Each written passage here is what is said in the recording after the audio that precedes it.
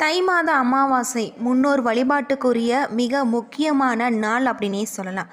தை அமாவாசையில் முன்னோர்கள் நம்முடைய வீடு தேடி வந்து நாம் அவர்களுக்கு செய்யும் மரியாதையை கண்காணிப்பதாக சொல்லப்படுது. நாம் செய்யும் தர்ப்பணம், தானம் போன்றவற்றை ஏற்று நமக்கு ஆசி வழங்குவதாக சொல்லப்படுது. அது மட்டும் இல்லாமல் அத்தோடு நம்முடைய ஆன்மீக பலம் அதிகரிக்கக்கூடியதாகவும் இருக்குது. இன்றைக்கி நம்ம அந்த வீடியோவில் தை அமாவாசையில் எப்படி விரதம் இருக்க வேண்டும், என்ன செய்ய வேணும் அப்படிங்கிறத பற்றி முழுமையாக தெரிஞ்சுக்கலாம். இந்த வீடியோ ரொம்பவே பயனுள்ளதாக இருக்கும். அதனால் வீடியோவை கடைசி வரைக்கும் ஸ்கிப் பண்ணாமல் பாருங்கள். இது வரைக்கும் நம்ம சேனலை நீங்கள் இன்னும் சப்ஸ்கிரைப் பண்ணலைன்னா மறக்காமல் சப்ஸ்கிரைப் பண்ணிவிடுங்க. வாங்க வீடியோக்குள்ளே போகலாம்.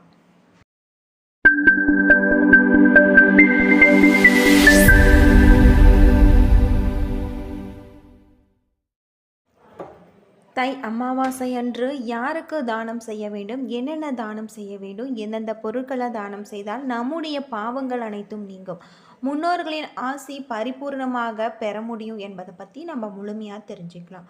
வருடத்தில் வரக்கூடிய மிக முக்கியமான அமாவாசைகளில் ஒன்று தை அமாவாசை. உத்தராயண காலத்தில் வரக்கூடிய முதல் அமாவாசை இது என்பதால் இதை தவறவிடக்கூடாது. மிக முக்கியமான நாளாக கருதப்படுது. வருடத்தில் வரக்கூடிய மற்ற 23 அமாவாசை விரதம் இருந்து முன்னோர்களை வழிபட முடியாவிட்டாலும் இந்த அமாவாசையன்று விரதம் இருந்து முன்னோர்களுக்கு தர்ப்பணம் கொடுத்து வந்தால் வருடம் முழுவதும் அமாவாசை விரதம் இருந்து முன்னோர்களை வழிபட்ட பலன் நமக்கு கிடைக்கும். அத்தோடு நாம் செய்த பாவங்கள் மட்டுமின்றி நம்முடைய 7 தலைமுறை முன்னோர்கள் செய்த பாவங்களும் நீங்கும் என்பது நம்பிக்கையாக சொல்லப்படுது. இந்த ஆண்டு வரக்கூடிய தை அமாவாசை ஜனவரி 29ஆம் தேதி புதன்கிழமையில் வருது. ஜனவரி 28ஆம் தேதி 8:10 மணிக்கு துவங்கி ஜனவரி 29ஆம் தேதி 7:21 மணி வரை அமாவாசை திதி இருக்குது. இது பெருமாள் வழிபாட்டுக்குரிய புதன்கிழமைகளில் பெருமாளுக்குரிய திருவோண நட்சத்திரத்தன்று இணைந்து வருவது மற்றொரு தனி சிறப்பு. இந்த நாட்களில் 3 முக்கிய பொருட்களை தானம் அளிப்பது மிக மிக சிறந்தது அப்படின்னு சொல்லப்படுது.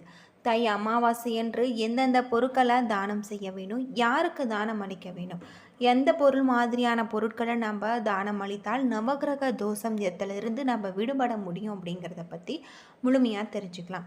தை அமாவாசையில் முன்னோர்களுக்கு பிரித்து தர்ப்பணம் அளிப்பதுடன் தானம் வழங்குவது மிக மிக முக்கியமானது. அதிலும் அந்தணர்களுக்கு தானம் வழங்க வேண்டும் என்பாங்க. எல்லா அந்தணர்களுக்கும் தானம் அளிக்கக்கூடாது. முன்னோர்களுக்கு தர்ப்பண காரியங்கள் செய்து வைக்கும் அந்தணர்களுக்கு மட்டுமே நாம் தானம் அளிக்க வேண்டும். அமாவாசை என்பது சந்திரனுக்குரிய தினம் என்பதால் சந்திரனுக்குரிய பொருட்களான வெள்ளை நிற வஸ்திரங்கள், பச்சரிசி, பச்சை காய்கறிகள் 3 முக்கிய பொருட்களை தானம் அளிப்பது சிறப்பு. தர்ப்பண காரியங்கள் செய்யும் அந்தணர்களுக்கு இந்த 3 முக்கிய பொருட்களை தானம் அளித்தால் மட்டுமே அது முன்னோர்களுக்கு சென்று சேரும் என்பது நம்பிக்கையாக சொல்லப்படுது. இது தவிர சனி காரத்துவத்துக்குரிய தானம் அளிப்பது சிறந்ததாக சொல்லப்படுது. அதாவது மாற்றுத்திறன் கொண்டவர்கள், சாலையோரங்களில் வசிப்பவர்கள், அனைவராலும் கைவிடப்பட்டவர்களுக்கு நம்மளால் முடிந்த உதவிகளை செய்ய வேண்டும். அது மட்டும் இல்லாமல் தை அமாவாசை அன்று இவற்றை செய்து முன்னோர்களுக்கு விருப்பமான உணவுகளை படைத்து வழிபடுவது பித்ருக்களின் ஆசையை பெற்றுத்தரும். இதனால் நம்முடைய பாவங்களில் இருந்து விடுபட முடியும். தை அமாவாசையில் காலையிலே முன்னோர்களுக்கு எள்ளும் தண்ணீரும் எரித்து விட வேண்டும். அது அவர்களை திருப்தி அடைய செய்யும் என்பதால் நம்முடைய பாவங்கள் மட்டுமின்றி நமக்கு முந்தைய தலைமுறையில் இருந்தவர்கள் செய்த பாவங்கள், பித்ரு காரியங்கள் செய்யாமல் விட்ட குறைகள், தவறுகள் எல்லாமே நீங்கி நமக்கு நன்மை அதிகரிக்கும் என்பது நம்பிக்கையாக சொல்லப்படுது. முடிந்தவரை அமாவாசை தினத்தில் இது போல செய்து வந்தோம்னா நம்முடைய பாவங்கள் தீரும் அப்படின்னு சொல்லப்படுது. வருடத்தில் மிக முக்கியமான அமாவாசைகளில் ஒன்று தை அமாவாசை அப்படின்னே சொல்லலாம். உத்தராயண காலத்தில் வரக்கூடிய முதல் அமாவாசை என்பதால் இதை தவறக்கூடாது. மிக முக்கியமான நாளாக கருதப்படுது. வருடத்தில் வரக்கூடிய மற்ற 23 அமாவாசைகளில் விரதம் இருந்து முன்னோர்களை வழிபட மறந்தாலும் இந்த அமாவாசையில் நம்ம விரதம் இருந்து வழிபடுவது நிறைய நன்மைகளை நமக்கு கொண்டு சேர்க்கக்கூடிய ஒன்றாக சொல்லப்படுது. இதுபோல் நாம் தானம் செய்வதாலும் நம்முடைய பாவங்கள் தீரும் அப்படின்னு சொல்லப்படுது. மிக சக்தி வாய்ந்த ஒரு நாளாக தான் அமாவாசை நாள் சொல்லப்படுது. அன்று காலை 6 கடல் போன்ற நீர்நிலைகளுக்கு சென்று நீராடி தர்ப்பணம் கொடுக்க வேண்டும். ராகு காலம், யமகண்டம் ஆகியவை தர்ப்பணத்திற்கு பொருந்தாது. மதிய வேளை தர்ப்பணம் செய்ய மிகவும் உகந்தது. தர்ப்பணம் கொடுக்கும்போது தங்களின் கோத்திரம், குலதெய்வம், 3 தலைமுறைகளின் பெயர்களை அறிந்து கொள்வது ரொம்பவே நல்லது. தர்ப்பணம் செய்த பின்பு வீட்டிற்கு திரும்பி வந்து மறைந்த முன்னோர்களின் படத்தை சுத்தம் செய்து வடகிழக்கு திசையில் வைத்து தெற்கு பார்த்து வைத்து நம்ம சந்தனம், குங்குமம் இட்டு துளசி மாலை சாத்த வேண்டும். முன்னோர்கள் பயன்படுத்திய பொருட்களை வைத்து குத்து விளக்கு ஏற்ற வேண்டும். முன்னோர்களுக்கு பிடித்தமான இனிப்பு, காரம், பல வகைகளை நம்ம படைக்க வேண்டும். தலைவாழை இலை படையல் போட்டு வணங்க வேண்டும். கோதுமை தவிடு, அகத்திக்கீரை போன்றவற்றை பசுவிற்கு தானமாக வழங்க வேண்டும். பித்ருக்களுக்கு தர்ப்பணம் செய்து முடிக்கும் வரை வீட்டில் தெய்வ சம்பந்தமான பூஜைகளை ஒத்தி வைத்துவிட்டு பித்ருக்களுக்கு தர்ப்பணம் செய்த பிறகு நாம் தினசரி செய்ய வேண்டிய பூஜைகளை செய்யலாம். அமாவாசை தினங்களில் மாமிசம் சாப்பிடக்கூடாது. வெங்காயம், பூண்டு ஆகியவற்றை தவிர்ப்பது நல்லது. தர்ப்பணம் செய்யும் போது கருப்பு எள்ளை மற்றவர்களிடம் இருந்து நாம் கடனாக வாங்கக்கூடாது. தர்ப்பணத்தை எப்பொழுதுமே கிழக்கு முகமாக பார்த்தபடி தான் நம்ம கொடுக்க வேண்டியது ரொம்பவே நல்லது அப்படின்னு சொல்லப்படுது. அதிசக்தி வாய்ந்த ஒரு நாளாக தான் அமாவாசை நாள் கருதப்படுது. இந்த நாட்களில் முன்னோர்களுக்கு விரதம் இருந்து நாம் மதியம் இலையில் சாப்பிட வேண்டும். காகத்திற்கு உணவு வைத்த பின்னரே நாம் சாப்பிட வேண்டும். அமாவாசையில் நாம் செய்யும் ஒவ்வொரு வழிபாடுமே நம்முடைய முன்னோர்களுக்கு போய் சேரும். அவர்களுக்கு சேரும் புண்ணியம் யாவும் நமக்கு வந்து சேரும். நமக்கு மட்டுமின்றி நம்முடைய சன்னதிகளுக்கும் வந்து சேரும் என்பதை நாம் மறக்கக்கூடாது. முன்னோர்களுக்கு தர்ப்பணம் கொடுக்க விரதம் இருக்கும் நாட்களில் நாம் என்ன செய்யலாம், என்ன செய்யக்கூடாது அப்படிங்கிறத தெரிந்து செய்வது நல்லது. வருடத்தில் எந்த ஒரு வழிபாட்டை வேண்டுமானாலும் நாம் செய்யாமல் இருக்கலாம். ஆனால் முன்னோர் வழிபாட்டை ஒருபொழுதும் நாம் செய்யாமல் இருக்கக்கூடாது என்பது ஜோதிடத்தில் சொல்லப்பட்டிருக்கு. மாதர்காரனாகிய சந்திரனும் பிதிர்காரனாகிய சூரியனும் ஒன்றாக இணையும் காலமே அமாவாசை.